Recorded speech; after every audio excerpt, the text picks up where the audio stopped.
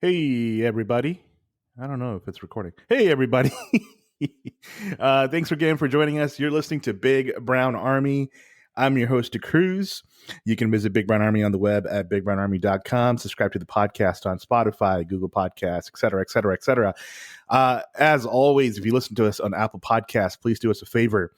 Take a moment and go write us a 5-star review. So now, Ashish was on this show a while ago, and he, texted me to tell me how much he loves it. And then I was like, I bashed him and I shamed him on the podcast. And I said, man, this guy doesn't even write a review. And he texts me, like, stop texting me. Go write the review. Just last week, I had 3 people email me, text me, direct message me on Twitter telling me how much they love the show. I love you guys. Thanks for letting me know. But it really is very helpful if you go give me a 5-star review. Give us a 5-star review on Apple Podcasts. Speaking of Ashish, he's here with me today, and I'm excited to have him on board. And along with Ashish, another member of the Big Brown Army, Joash Thomas, is here with us. And Joash, I am actually just looking up. We'll do a proper introduction here. I have a great introduction for Joash Ashish. So we'll get to that in a second. Hey, so tonight's topic, what we're gonna do tonight is we're gonna solve the Middle East problem. We're gonna bring peace to the Middle East. It's something that we've been saying to each other growing up. We always said, peace to the Middle East, or peace in the Middle East, when we said bye to each other. And now we're actually going to do it for real. We're going to solve the Jerusalem issue. We're going to solve the occupied territories. We're going to take care of all of that.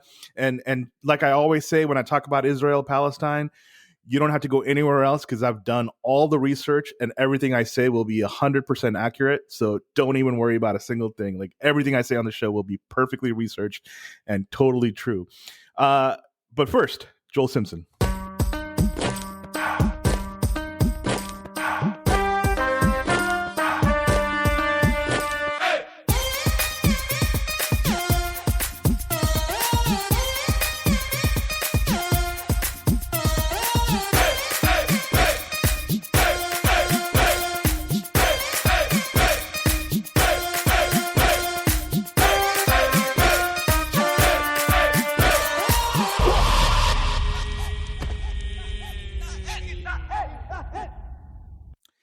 All right, everybody, welcome.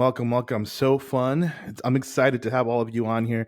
Ashish, did you know that Joash is like a celebrity at this point, if he wasn't already? I knew he had it in him. I was just waiting for the day. Yeah, I mean, it's really cool to. I knew it. I saw it in him. All those years ago. Your cousin, by the way, people listening, these two are cousins. They're first cousins. That's right. This family has produced some amazing people, and unfortunately, I can't get any of them on this show. I'm just kidding. These guys are great. Super happy to have them monopolizing and getting us on. No, I am super excited because Joash was just described by the Washington Post, no less, as an aspiring public theologian. Joash, tell us a little bit about how that happened.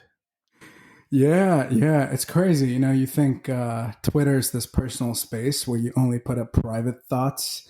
So that's exactly what I did. I thought I was tweeting very private, personal thoughts, and a reporter from the Washington Post came across them, and it fitted the angle for her story. So she reached out. We had a great conversation. Crazy story. I actually had another Washington Post editor reach out to me after that and ask if I'd be interested in writing an op-ed and expanding on my thoughts a little bit for the Washington Post. Dang. Look at this guy. But it looks like I can either write the op-ed or honor my wife and stay married. So I'm going to choose with staying married. My wife thinks I'm being a little too vocal about this. So, I'm going to pipe it down to just Twitter and not the Washington Post. She loves you. She aware that no one reads print media anymore? well, that, and she wants to make sure you stay alive. Yeah. Our boy Joash is in seminary right now, and we need to make sure he has a job when he's out. So sometime in the future. But what you said, about sorry, I'm blanking on his name, Mr. Moore. Russell Moore. Russell Moore. It's not entirely too controversial. Like, I mean, I think when I read what you said about him, I was kind of like, this is exactly how I've been feeling. Like, I've been listening to this guy for a long time. His courageous stance. I saw him speak live in Tennessee at the Q conference. Wow. Not to be associated with the QAnon conference, but this was it was a completely different conference. You can never tell with you, DeCruz. Yeah, it's true. You can't tell with me. It's actually very, very true. By the way, the person that interviewed you for this article is Sarah Pulliam Bailey, journalist, and also my understanding is she's a journalist of faith. She's a Christian, and super interesting person. I think she started following me on Twitter because I retweeted something that Kyle J. Howard said. Kyle J. Howard is a commentator on race and politics in the U.S. and Christianity, and because a lot of times I agree with what he says, not always, but a lot of times. And then she followed me, and I think she realized she's talking to me, but then I think she realized how conservative I am. And so she has been talking to me much less now. So Mr. Q. Yep. Q indeed. Ashish, what have you been up to, brother? How are you doing? I'm doing good. I said it on my podcast with Taylor, but for our listeners, my wife and I, we're actually moving to Dallas, Texas. So these next few months are just us packing and purging some stuff and getting ready for the big move. So that's what's going on in my world. Joash, you're calling me Q. Ashish is literally moving to Texas. Land of the Q. The land of the Q. Ashish, tell us quickly. I haven't been able to get you on since you started this podcast, but I'd love for you to plug it. Give us a little bit about the podcast. Yeah, actually, I've had Joash on a few times. Interesting. But yeah, we all the people in this particular chat, raise your hand if you've been on Ashish's podcast. I'm just curious. Well, DeCruz, to be fair, I've wanted you on, and you've the invite must have gotten lost in the mail. No, I'm just kidding. Okay, keep going. Man. Keep going. So let me do the quick spiel. So it's called Future Church Pod. Mm-hmm. And all we do on there is we talk about it's a podcast for pastors and church leaders, people who are like practitioners in church world, mm-hmm. who are constructively thinking about the future, honest about the state of the world, but also hopeful and thinking about things in a way that is, I'd say with the redemptive kind of hopeful sense of the church and where God wants it to go. So it's just a conversation a good friend of mine and I have. And then we have folks like Joash and others on. And so, yeah, it's been really fun. And it's been awesome. So you guys should totally listen. Yeah, that's awesome. Thank you. Thank you for sharing that. And DeCruz, I cordially and officially invite you. Hey, never too late, man. Honestly, I would have nothing to say. I'm not a pastor, not a church leader. I'm just a guy who hangs out in his bedroom and likes to talk a lot. So, not many interesting things for me to say on a church podcast. But I just want to hang out with you guys. You guys sound cool. So that's the only thing I would want to do. We try, but I don't know if we're as cool as this podcast. So. So guys, we're here, like I mentioned on the intro, we're here to talk about the Israel-Palestine issue. Thankfully, praise God, we have a ceasefire now between Israel and Hamas. And finally, after 11 days of fighting, we have a pause. Okay. Now, Joash, you recently wrote an article for Religion Unplugged where you answer the question of how should evangelicals respond to the Israel-Palestine conflict. And I want to start off with that, but actually, you know what? Let's pause on that. Let's actually start off with this because we talked to you guys about this. We're all three of us are Indian Americans, and in fact, I feel like I am more brown than both of you guys, coconuts. But I want to hear. I want. First of all, I want to hear you try and deny that. Secondly, I want to know. Growing up in churches, I grew up in the Indian Pentecostal church. Joash grew up in a house church that sounds interesting. So I'm curious about that. Ashish grew up in a Caucasian, uh, uh, somewhat of a mega church. Ashish is eliminated. Yeah, Ashish came from a My very different my perspective. my opinion does not matter. No, actually. Okay, so what I want to know before we get started, I want to know what you guys knew about Israel, how you thought about Israel growing up. Yeah, let's hear that. Go ahead, Ashish. Oh, okay. Well, just to clarify, so I did grow up in the Indian church, but my parents moved around a lot. Okay. So we did end up like visiting a ton of different churches. Yes. And so when we were in Ottawa, Canada, before we moved to Portland, we were a part of this Pentecostal Assemblies of Canada church. Okay. PAOC is what they called it, like that denomination. And then when we moved to Portland, we were, very involved with the Indian Pentecostal church there, but we did go to a non-denominational charismatic church that was not kind of your typical Pentecostal pro-Israel church. Yeah. So it was kind of a unique kind of situation, but very much around pro-Israel Christianity. That's where my parents were at. Like, we were faithful, John Hagee and, all of the typical, the typical kind of like TBN style, like pro-Israel, like charismatics. Yeah. So let's just break it down a little bit. Joash, tell me real quick, what kind of environment did you grow up when it came to Israel and the church, etc.? Because you came to the U.S. From what I remember, 2006. Is that correct? 11. Sorry, 2011. Yeah. So you were a bit older. What did you know about Israel, or hear about Israel? Yeah. So honestly, the church I grew up in was very apolitical. So faith and politics did not mix well together at all. Doesn't sound very American. Yes.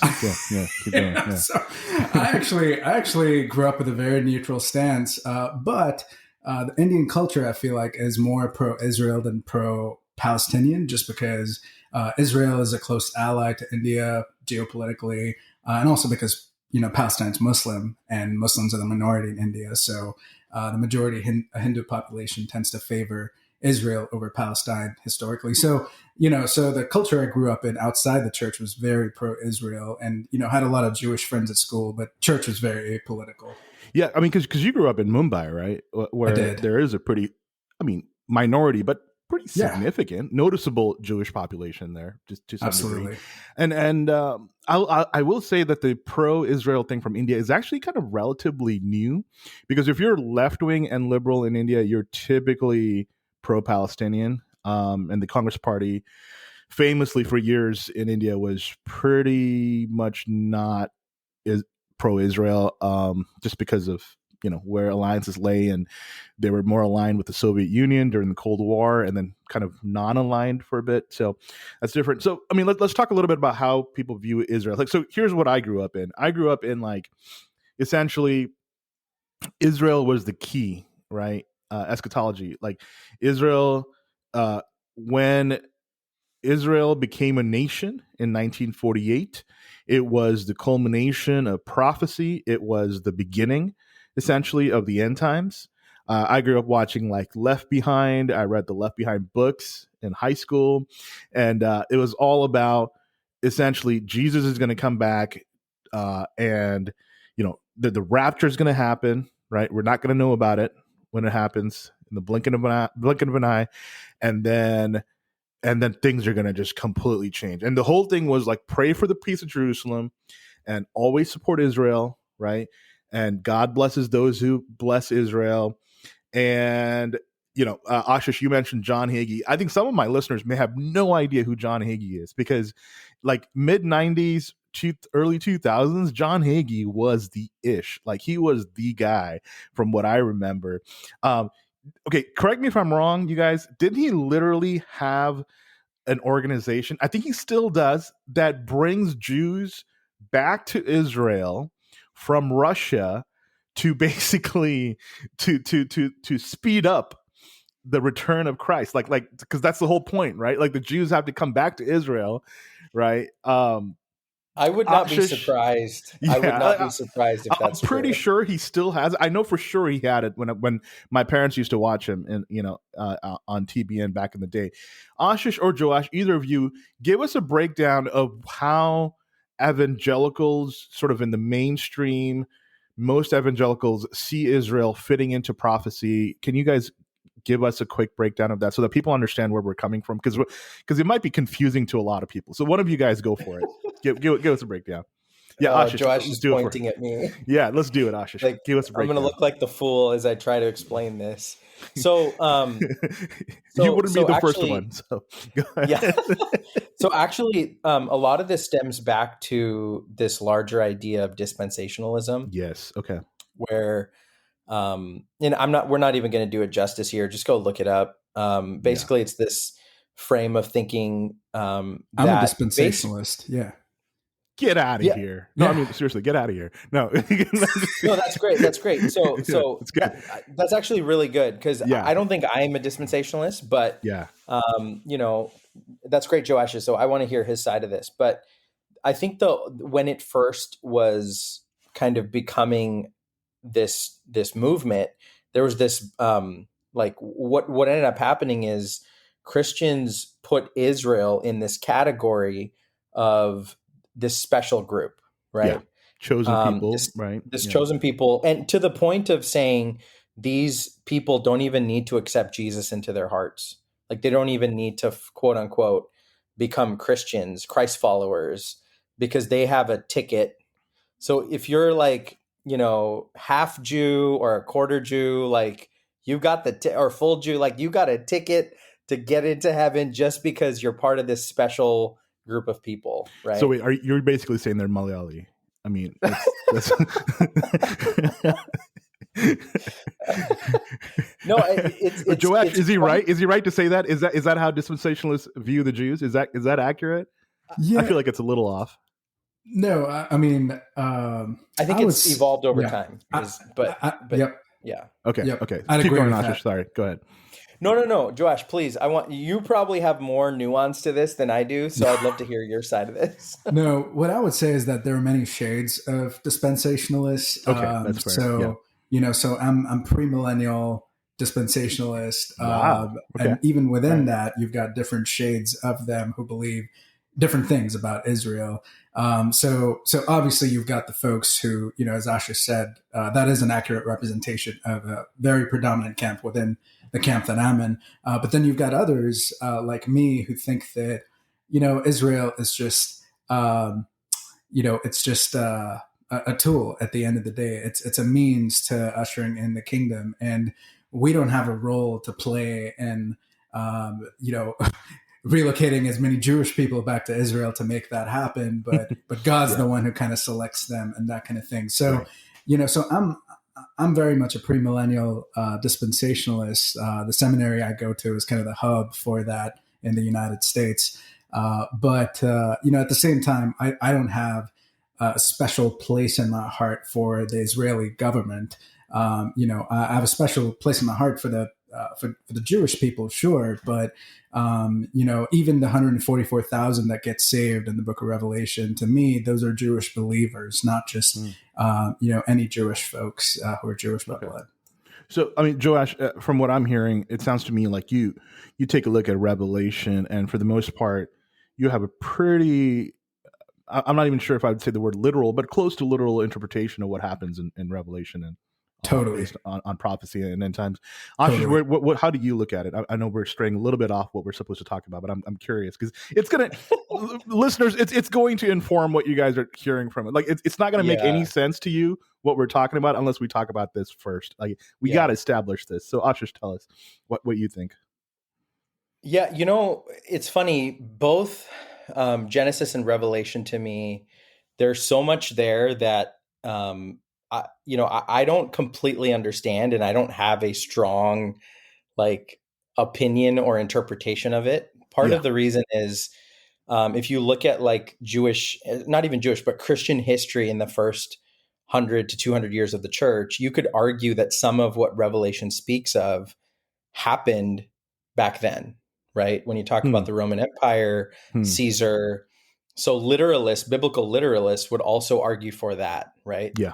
But then there's also, like, depending on your interpretation, you could argue for a literal interpretation being like, this is a future, just like Daniel or some other parts of the Bible. This is a future type of message that had no relevance for the people listening back then. Or sorry, it wasn't as immediate for the folks back then. It was this long future type of thing. So for me, I'm not 100% sure where I'm at with all of it. I'll tell you why. So one of my profs in Bible college, someone I truly like, I absolutely respect. I remember at the end of a semester class where we were talking about Revelation. It was all about the book of Revelation. He told the class, he's like, this is my opinion of, like, all these theories and all these interpretations. And he had, like, an empty sheet of paper. He's like, I don't know what to think. And I was like, thank That's you, good. man. Like, you were the best. Like, Yeah. This is exactly what I need. I can still be a Christian and I can still not have this, like, hyper specific, like I guess what I will say is, to your question, I am not, like, when I look at Revelation, and I look at all of this, I'm not necessarily viewing national Israel. I look at spiritual Israel more so than I look at national Israel, if that makes sense. Yeah. So okay, and that's not going to make a lot of sense to a lot of a lot of our non-Christian listeners, but just stick with that, so it will make a little bit more sense down the road. So let me tell you where I'm at. I grew up in high school. I can tell you that I was, like, back and forth on it because, I went to high school in Oregon, public high school, and it was pretty liberal for the most part. And, I had a very, like, Palestinians are the underdogs. So I used to defend Palestine. I felt like Israel was this and that, etc. As I studied it more, I'll tell you that I definitely have gone away from a lot of my views about Revelation and the end times that I used to have. So, like, the pre-mill dispensationalist stuff, I'm not I'm not there. I haven't been there for years, since my college days. So basically, where I'm at right now is I see Israel essentially as, for the most part, a secular state with a democracy, which is barely holding it together in the middle of a group of enemies. And I think, so this is me being very political, I think it's in the best interest of the United States to have it remain a stable democracy as much as possible. So that's where I'm at. And often when these conflicts rise up, when these conflicts happen, I find myself looking at a lot of the narratives and just going, this is, it's not as easy as the media makes it seem. It's not as simple as the media makes it seem. It's super complicated. Even this latest round, I've mentioned a couple of times before on previous episodes, but this latest round is the most insane one because what was happening in the Sheikh Jarrah neighborhood, where 4 Palestinian families were about to be evicted from their homes, or could have been evicted from the homes, it was not an IDF, Israeli Defense Forces thing. It wasn't a normal thing. It was actually in the Israeli Supreme Court.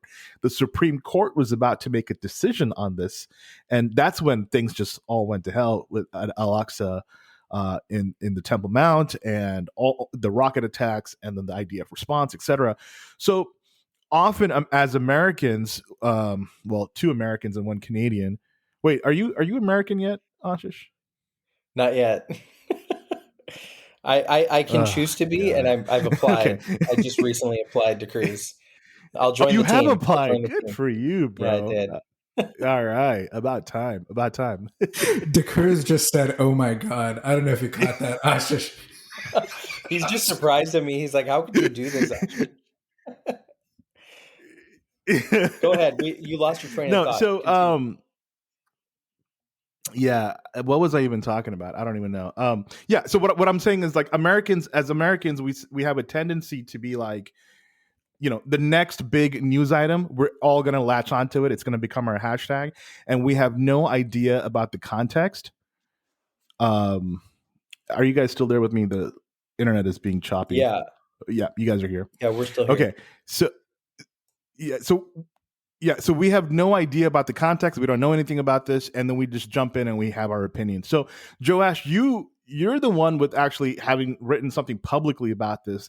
Tell us about what you wrote this thing for religionunplugged.com with 4 points about how evangelicals should respond to the Israel-Palestine conflict. And would you share with us some nuggets from that, please?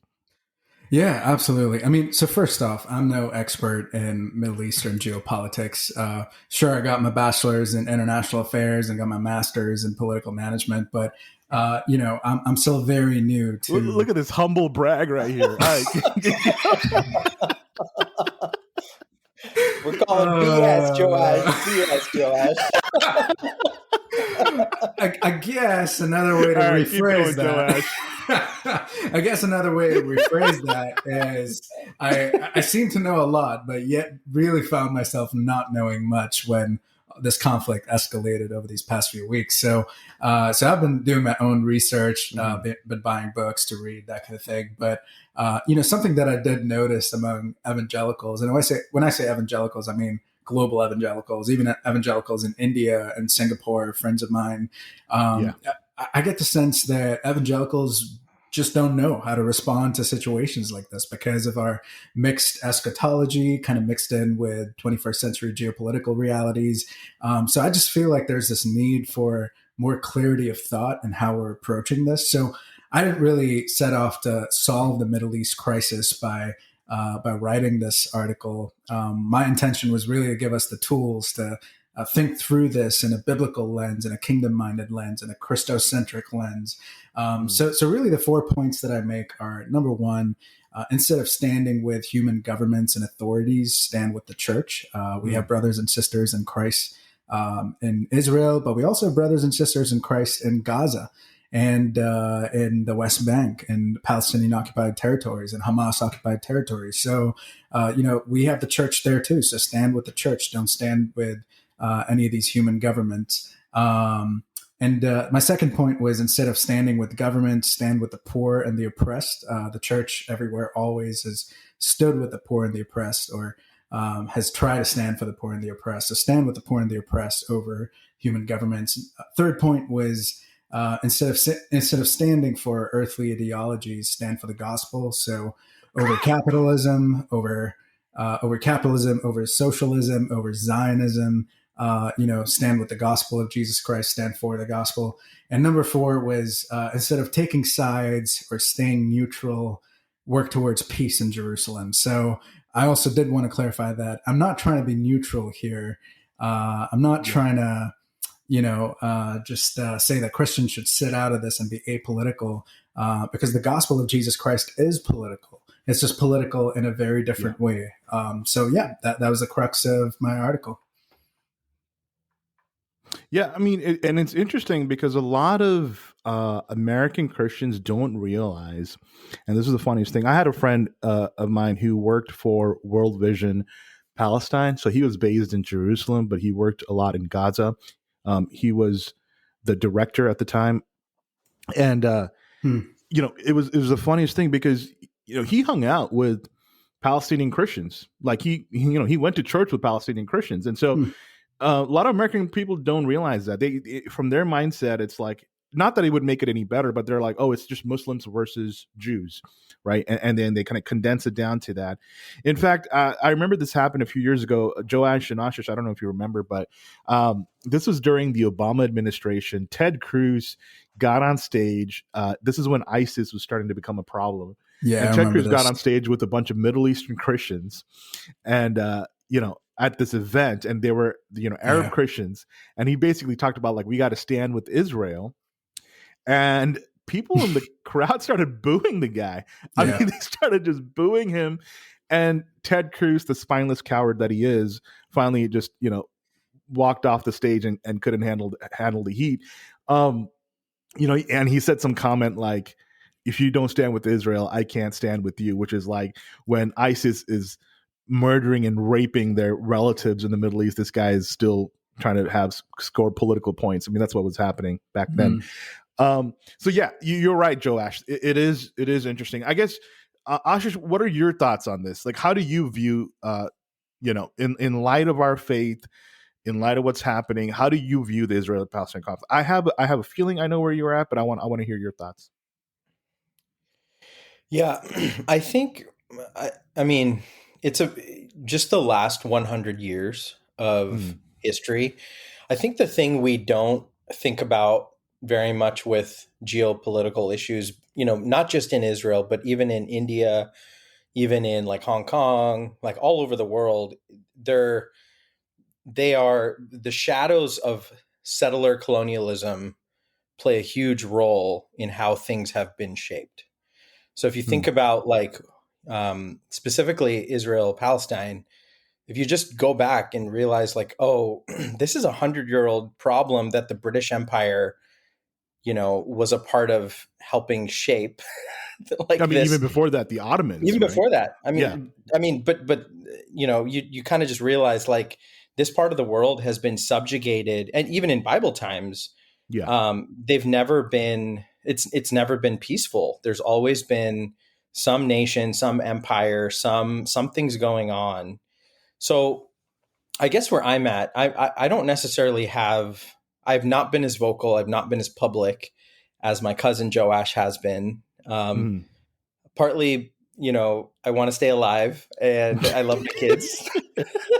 You want a job too, right, Ashish, at some point? No, just I'm being a little funny, but there's a bit of, fear there. But no, when I look at all of it, I couldn't agree more with Joash. Like, there is this element of human suffering, and we have the thing, we have friends who are Muslims, we have friends who are Jews.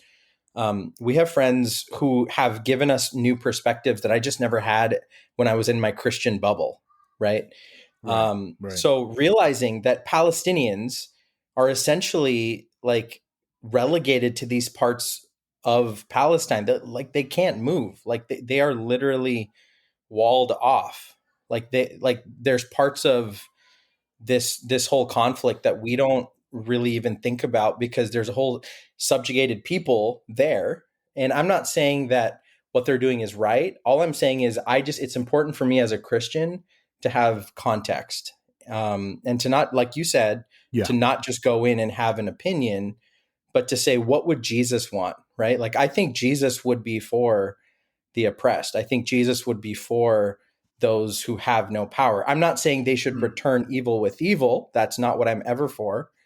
But I do think Jesus stands with those who are in those spaces. And I do think Palestinians in the Middle East, even, like I remember my dad and mom telling me this, like growing up, Palestinian Muslims are, when you look at like the hierarchy of Muslims in the Middle East, they are viewed as the bottom rung. Yeah. Right? Like they are viewed like they're looked down upon by the rest of the Muslim world.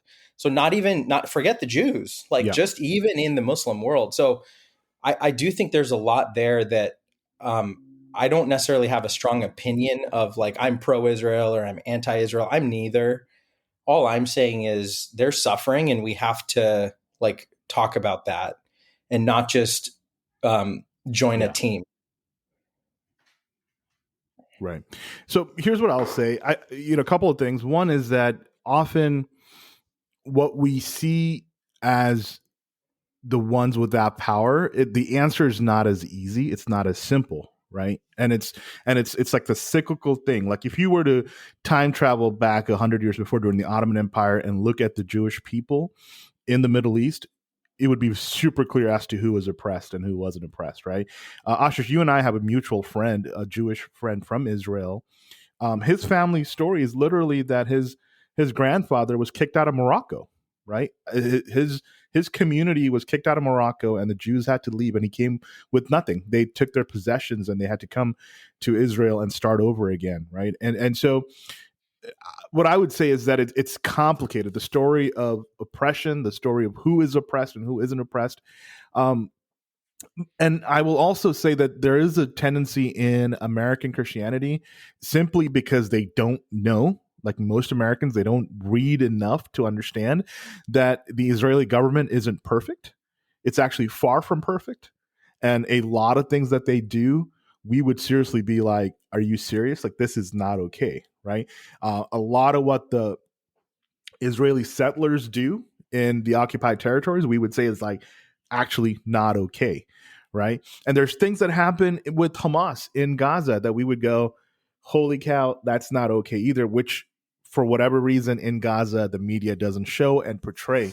And so the situation again, it's not an easy answer, but it is complicated. Now, if you were to, you know, you tell your Christian, like, what is, I agree with you, Joash, what you said about like how we should respond to this, but what's the tangible way that, like, you know, as me as a Christian and my politician in my district, right? Because you worked in politics, you worked in with congressmen, you've done all that. In fact, you know, my understanding is that you may have even coordinated or liaison with APAC. Is that right? Yeah, that's correct. Yeah. Yeah. Should I elaborate so we'll get into more on that? That's a whole story. Yep. Which is essentially the pro-Israel lobby in the U.S. So, yep. So there's a lot going on there. But Joash, what would you say to that? Like, I'm a Christian here. You know, what are some tangible things that I can do to be like, look, I don't want innocent civilians to die. Like, I don't want innocent civilians to die. I want us to pursue peace, right? Is there anything that I can do? Yeah, I think the first thing that a lot of us just skip over is the whole listening and learning process. So a lot of us try to jump in with opinions, as Asha shared and you shared. And that's what I was trying to avoid doing. Even though I was sharing an opinion, my opinion was more grounded on scripture versus, taking geopolitical sides. At least that's what I hoped for. But, I think the very first step has to be listening and learning and investing the time in listening and learning. And if we love our neighbors well, we will listen to them. We will learn from their experience. We will empathize with them and put ourselves in their shoes. A couple of books that I'm purchasing over the summer are actually perspectives of Christians in Palestine who have kind of experienced the state of Israel coming in and taking away their family property and displacing them. And then they've experienced Western missionaries coming to them and being pro-Israel, but trying to convert them and preaching only a spiritual gospel. So the same things that we see in the American context right now, kind of spilling over overseas as well, and into this very partial interpretation of the gospel where it's just spiritual and not physical. But at the same time, I'm also going to study perspectives of Christian refugees of Jewish origins in Israel. My wife is Russian. She's been to Israel a couple of times, and she has a number of relatives in Israel who, essentially they're Russians who came in as refugees and came in as Jewish believers because the pogroms. Yeah, exactly. That's exactly right. So, I think that really is the thing that I'm trying to do the best right now. And that will take a lot of time to understand and unpack all the layers. And then something else I'd say is as we're learning, we also pray and we ask God for discernment and wisdom, maybe seek out relationships with people connected to the church in Israel, the church in Gaza. I had to reach out to a couple of my friends who've done mission trips and have connections down there. And I got to actually jump on a Zoom call with a pastor from Gaza last night. And that was really quite something, learning from his perspective as well. So try to learn by connecting with brothers and sisters in Christ in these contexts as well. And then maybe look for churches and ministries to support with your prayers, your finances, your advocacy. Make sure that our U.S. government, isn't spending dollars that's going to oppress your brothers and sisters in Christ in Gaza. So be mindful of, just be conscious of how things that we do here affect things on the ground there. So I know that those are kind of scrambled thoughts, but still forming my thoughts around this. Yeah, I mean, I did kind of catch you off guard with that, but put you on the spot there. But one thing I'll say, it would be insane for me to go through this entire podcast this hour and not even mention the fact that over the last few days we've seen a number of anti-Semitic incidents in the U.S. We're talking L.A., New York, where Jews have been targeted. Yeah. There were a number of people that went into the Diamond District in New York and literally started attacking people. This happened in L.A. This happened at restaurants in New York City, which is, it is kind of shocking. I feel like the environment has changed a little bit, and that's partly due to some rhetoric about Israel and about Jewish people in this country.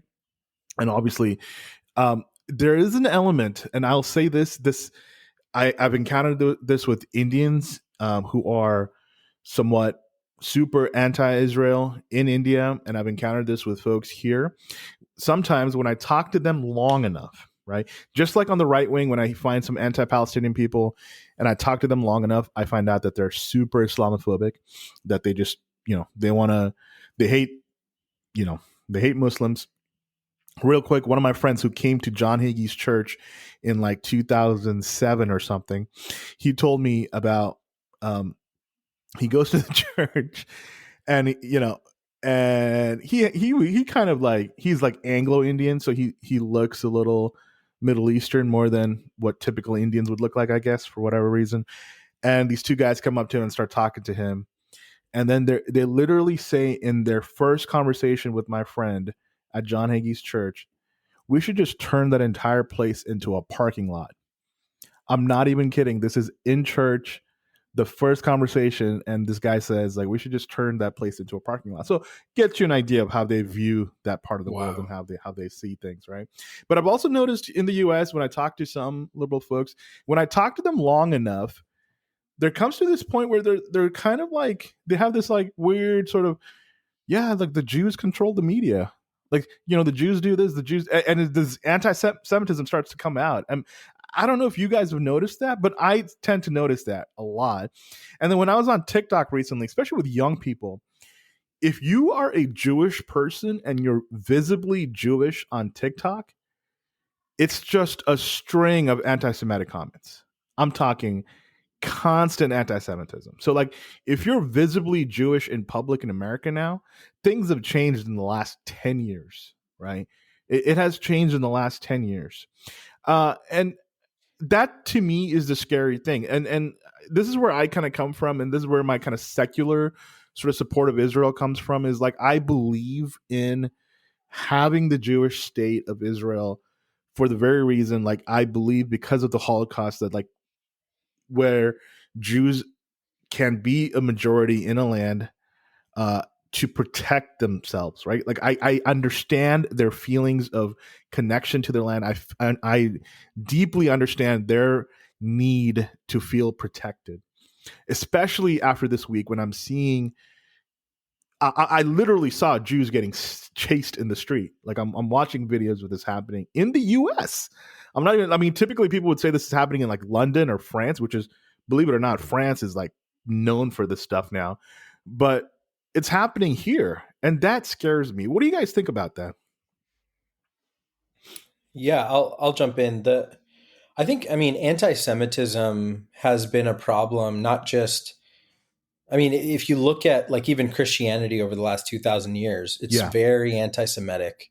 Mm-hmm. You look at Martin Luther. You go through a lot of these European Christians, like they were anti-Jewish, right? Right. I actually think the roots of white supremacy, the roots of Nazism, like all of that is very anti-Jewish. So there's just a lot there. I think you could mine that for like, that's a whole nother conversation unto itself, right? I think, I understand and I agree with you, DeCruz, like the media always has an angle. Like there's certain news that will sell. There's certain news that will get eyeballs. And depending on the audience, and this is why it's so hard. Like, I feel like Western media, like so often is not giving you the news. They're just giving the audience what they think the audience wants to hear. So there's real situations, like real news happening. And it's like, well, why aren't we talking about it? Like if I'm pro-life and I'm pro-humanity, pro my brother's keeper, pro my sister's keeper, I should be caring about the fact that Jewish people are being hurt in America, right? Like when Dylan Roof goes to Jewish synagogues and burns them down and all that, like we should talk about that, right? And the same with if there's those people, like, you know, people go into Muslim or Sikh temples or, you know, wherever, Hindu temples, and do the same thing. Like we should talk about that. And I do think it's a travesty that we don't, right? Like we have to talk about that.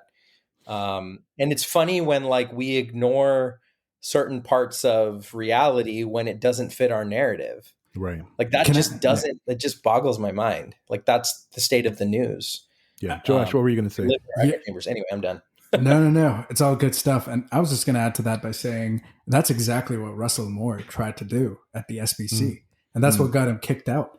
I don't know if you've watched this video, but 2 years ago at the SBC convention, they were talking about the ERLC stance of, protecting Muslims' rights to build a mosques near 9/11. Right. Yeah. And, and Russell Moore stood up and said, hey, if I'm for the religious liberty of our brothers and sisters in Christ, then I'm also going to be for the religious liberty of everyone else, including Muslims. And he took a lot of heat for that. And, was pretty, pro-life in that area. But, Christians didn't appreciate that even within his own denomination. Do you guys remember when that guy in Florida, I wonder where he is now, he threatened to burn a Quran? Like it was like a Quran burning day or something. And he is a pastor of a church. And he said he was going to burn a Quran. And then huge outrage, right? Lots of outrage. And I remember this because I wrote an article about it back in the day. And then he said, like, look, you Muslims have to promise that you will not build a mosque near the ground zero, and then I won't burn the Quran. Like that was his ultimatum to the Muslim world, as if he had some sort of swing in this stuff. But I mean, that's a very interesting point, that if you espouse anything that seems even neutral in the Mideast conflict, the mainstream evangelical world is not going to take that lightly, right? Like that's not going to go well for you. I will also go on to say that there, for those of you listening, and if you've grown up in a church where your view of Israel or the end times has been tied to your salvation, I just really want to assure you right now that it has nothing to do with whether you're saved or not. Like your belief on the end times does not determine your salvation. So, I mean, I know some people that, like, the second they hear Joash or Ashish or me talk about things that are not somewhat mainstream, they're going to be like, are these guys even Christian anymore? I promise you guys, like, that's not how this works. I guarantee you, your view on Israel does not equal the gospel. Yeah. Am I right, guys? Totally. Yeah, that's adding to the gospel. And a lot of Christians try to make these secondary and tertiary issues kind of your primary doctrine, and say that, if you don't vote Republican, if you don't vote for Biden, you're not a Christian, things like that. And that's adding to the gospel. Yeah. Yeah. It's always funny. It's always funny to me when like even Christ, right? Like you read the gospels, you realize Jesus was pro Roman soldier, pro poor, pro Pharisee, pro adulterer, pro tax collector, pro like Essene, pro every aspect of society. He was for them because he was for humanity. Yeah. Pro zealot. I mean, not really, but like, you know what I'm saying? Like he's for people. And it's like, I don't think Jesus would be considered in a the Christian. Sense, capital Z zealot. Yeah. The movement of that back then. I sometimes wonder, Jesus wouldn't be considered a Christian if he was around the Western church, So, I mean, let's be real. So anyway, that's my contribution to that. People would have some serious issues with Jesus. People would have some serious issues with Jesus and his, and they would question his adherence to complementarianism and whether he was a true complementarian or You know, They- if he was playing too loosely with the scriptures there. But Yep. They want his doctrinal stance on everything. Yep. Yeah. They'd question his inerrancy. They'd question his salvation. Yeah, totally. They'd question a lot of things. All right. Well, guys, I don't know that we solved the Middle Eastern crisis, but I think we made a headway here. And I think all three of us have a great shot at the Nobel Peace Prize coming down the line for each of us. I think Joash has it more than the other, DeCruz, you and I, but yeah, just by fair. Yeah, just by Joash, a little bit. Joash, when you become super famous, will you remember us? Like, will you ever talk to us again or come back on our podcast? I'll have to check my calendar. I can't make any promises. Sorry, man. Yeah. So, real quick before we wrap up here, so obviously we, like I mentioned at the beginning, there's a ceasefire after 11 days. Things have paused. Israel got a shot to completely destroy a lot of Hamas. They tried to go after the main guy, Mohammed Daif. They weren't able to get him. They tried to get this guy like 5 times. He survived. The man should go buy like a lottery ticket. If Israel tries to get you 5 times and they don't succeed, you're on a roll, my man. Like that's pretty amazing. Yeah, but you know what? The sad, hopeless thing for me, guys, is that like there's a ceasefire, but like everybody knows, like, hey, until next time, this is just going to happen again another 4 years, and it's going to happen again another 5 years. And so, honestly, I think it just points to, for me, it's just like, come Lord Jesus, like, come soon. Like, I just don't know that there's going to be a solution anytime soon. Like, I just see it, and it saddens me, and it's tragic. But I think I agree with both of you guys that we should do our best, our utmost to try and minimize the pain and suffering, right? Like the U.S. government should not, in my name, be responsible for the subjugation and killing of innocents. I mean, is that a fair statement to make? Yeah. I mean, just to kind of throw something out there. So I don't mean this as a grenade. I just want to bring it up. There would be no liberation theology in South America if it wasn't for the CIA.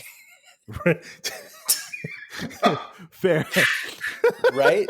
There literally wouldn't be. Hey, if the NSA is listening, Ashish is just sort of hanging out here on Big Brown Army. He's not usually here, so I just had a glass of wine and I'm getting a little honest, but yeah. So you can put someone else on that flight to Guantanamo, just not me. Another brown dude, yeah, just not this one. Another brown dude. No, but that's fair. I mean, you're right, dude. I mean, you're absolutely right. Like, yeah.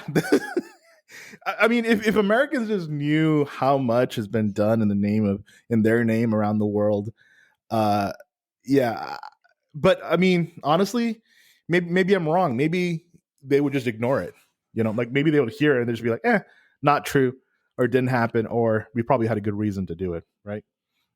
Well, I mean, DeCruz, you remember when those Julian Assange, like all of that stuff came out? Yeah. Was it 2010 or 2011? Yeah. Oh, when all those papers came out, and like it didn't matter, right? Like we just kind of got desensitized. I mean, there was video of an American military helicopter gunning down civilians, father and child after that. And then the ambulance or the people that came to pick them up were gunned down. Yeah. And then they said like, oh, there were kids there. Well, they shouldn't have been bringing their kids there. It's their town, homie. Like, what do you? Don't bring your kid. Yeah. Go ahead. Sorry, I'm on my high horse, and I just want to get some words off my chest. So let me just say it, DeCruz. So I think it's super critical for specifically, like, and I'm going to speak from a Christian lens. Like, I can't speak for other religions, but from a Christian lens, it's super important that our faith is not just this escape hatch where we kind of go into these hyper spiritual emotional modes where we can disengage from society and the pain and the suffering of humanity and just get ready for heaven, right? Like get ready to leave. Yeah. And we ignore, and because this is what happens, right? Like a religion like that becomes complicit with like propagating that subjugation and that pain because it doesn't see the reality or the messiness of empire, the messiness of like how societies function. And this is where like I think we have to pray and seek God's heart in saying like, can I sorrow with like suffering on both sides and say, God, just like you said earlier, come Lord Jesus, like Jesus, show up now. Right. Like show up in this moment, in this space for these people. Like even Joash, when you have these conversations with a pastor in Gaza, like I love that because it's like you're saying the same thing. You're saying like, Jesus, be in this space, Holy Spirit, be in this moment, you know, and let's not get desensitized to that other conflict halfway around the world that nobody in America cares. Like, you know what I mean? Like, I don't want to be there or encourage that kind of a religion. Anyway, I'm done. Yeah. No, good. I love it when you get on your high horse there, Ashish. I mean, I've been watching it for years and I think it's awesome. And I think you should keep doing it. Right, Joash? I don't know if that's a compliment or no, for real. Like I love Ashish's points of views. Like I not always not always. It's always been funny to me. Like when, you know, we've had a bunch of people talking, like the whole time we were growing up together, like Ashish would always come in with, well, you know, guys, I don't think that, you know, and everybody's like, oh, freaking A. Jeez. Yep. Oh crap. I just lost my microphone. Okay. Oh, what happened here? Okay. So anyway, let's to wrap it up, guys. You know, our prayer on this thing is that we care about the oppressed, we care about the subjugated, and we care about those who are suffering. And we believe that Jesus does as well. And as a Christian, what we say is that that's where you should stand. Like, where does Jesus stand? Jesus stands with the oppressed. Jesus stands with the poor. Jesus stands with those who are suffering. Yeah. And that doesn't mean that there's an easy answer to this for us. And that's the reality, guys. There's no easy answer, right? Right. There's no multiple choice thing. Like, you're stuck with that. You got to wrestle with this, right? And I think personally for me, it means that when I run into injustice, I'm going to confront it. So when I run into suffering, I'm going to address that suffering. I'm not going to look at it through my political lens. I'm not going to look at it through my lens of like, you know, does this fit into my tribe's way of thinking? Is this how I was raised? No, I'm going to fit it into the biblical model, which is what Jesus wants, is like, what is God care about? What does God require of us? Does anyone know that verse? Micah 6:8. Never heard of it. Oh gosh. Micah, what is that? Did you guys go to Bible college? I'm being sarcastic. Seminary Bible college.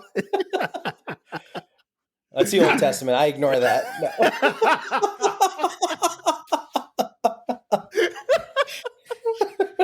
Oh, that's great. That's awesome. What are they teaching us? Gosh. Okay, let me ask you this before I go. I'm actually super curious about this. We're coming up on the hour here. Ashish and Joash, rewinding back to like 10 years ago, what is something that you have significantly changed your mind on that you're surprised by, or that others would be surprised by? This is a safe space. No one's going to know. No one listens. Wait, how much time, Cruz, how much time do we have? Pick one, Ashish. This guy. Joash, you should go first. You know, I'm going to play it safe and stick to topic here. I have actually changed my mind on Israel-Palestine conflict. So I was very pro-Israel, working in Republican politics. And even like up until a couple of years ago, I'd take any kind of mass advocacy action I could to kind of support the state of Israel. And it's only after really digging deep into political theology and liberation theology that I've kind of, God's worked on my heart to care more for the poor and oppressed, even out of sight, and look for people who are poor and oppressed instead of just buying an agenda that a state is selling me, whether it's the U.S. government or Israel or Palestine. So yes, so that is absolutely something I've changed my mind on. And yeah, you mentioned something about AIPAC before. So just for clarification, in my days as a Republican political consultant, a big part of my job was introducing my clients who were running for Congress to people who worked for AIPAC at the very highest levels of Israel lobby, because I still have friends there in the Israeli lobby. And that was part of what I did, because I was very pro-Israel and didn't care about Palestine at all. But, the Lord's changed my heart over the past few years, for sure. I didn't know we had a little budding little Zionist in our midst, so that's great. Ashish, what about you? Yeah, right, 2011, so that's 10 years ago. I just gotten married, but I'm trying to think. So I used to be I think I was way too idealistic. I was much more, a pacifist. Kind of the Shane Claiborne, like very. Yeah. I think I still am. Like, I'm still very like, the way of Christ is pro-life. The Stanley Hauerwas kind of. Yeah, I still am, but Mm-hmm. I think I recognize as I've gotten older how complicated things are, and not to say that I don't wish for that idealism, but as you get older, you realize like your own flaws. You realize like there's so many shades of gray. History even unto itself, like it's important to kind of like have context, and then you kind of realize like, oh my gosh, like my opinions of things, or even my interpretations of things at times, as strongly as I hold on to those, I think what matters more is like being present and having the conversation and learning, understanding, like for example, I'll give you the best example is my pacifism made it super awkward whenever I talk to a soldier. As a pastor, I'm like, how do I talk to a soldier? Because I can't even talk to you because like you're doing all this stuff that I don't agree with. Yeah. But then like hearing them and like having friends who were in the military and even like family members, right, who were in the military, like you realize like, oh, there's more to this than I can't just be in my corner kind of being so idealistic. I have to be open. So anyway, some stuff that's changed. No. For me, I would say, okay, no one's going to believe me because they hear me on this podcast, but I genuinely, I'm saying this with all honesty, I am less sure of my opinions than I was 10 years ago. Like, I am, Ashish knows me from 10 years ago and how vocal I was about everything.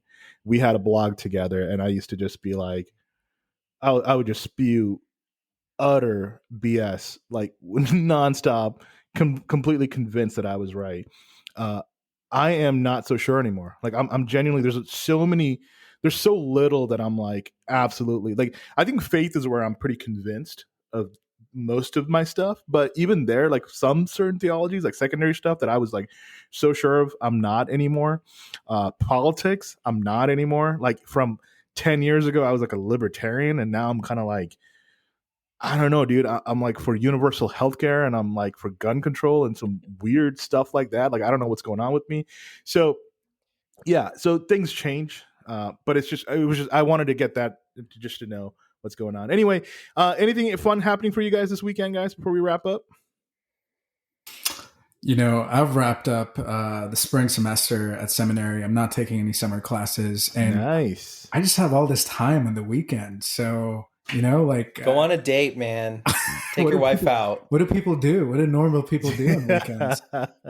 No, so Joash, not only is he in seminary, but he's also full-time. He works as an advocate for the oppressed, actually. Yeah, I don't know how you do anything, like everything that you do, Joash. So congrats, man. That's awesome.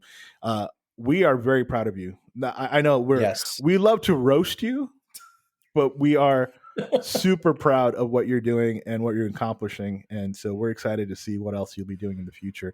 Ashish and I are older, and